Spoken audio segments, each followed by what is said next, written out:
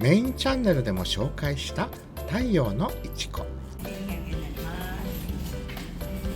フライヤーを持っていったついでにランチ。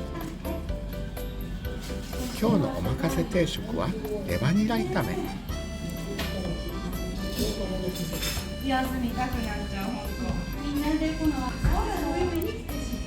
これ野田のそうそう、8入るって言って豆腐をそういうふうにやってでネギとね、美味しいから何杯でも8杯でもいけるみたいなね。あ、それで8杯汁って言うんですね。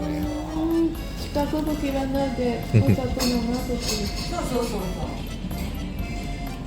野田の郷土料理8杯汁はくじにないので初めて食べました。1丁の豆腐から8人分取れるということと、美味しくて8杯食べてしまうという意味から8杯汁という名前がついたそうです。この人参には何が一緒に入ってるんですか？鶏皮？ああ、美味しいです。ああ、よかったよかった。鶏皮だ。なんか弾力があるなと思って。コラーゲンをどうぞ。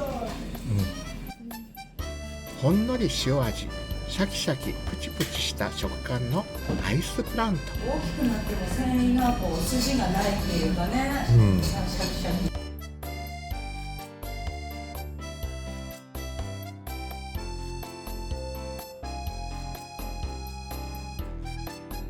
メインチャンネルでも紹介しましたが、太陽のいちこのナポリタンはボリュームがあって美味しいです。おかずもいっぱいついてきて満足度が高いです。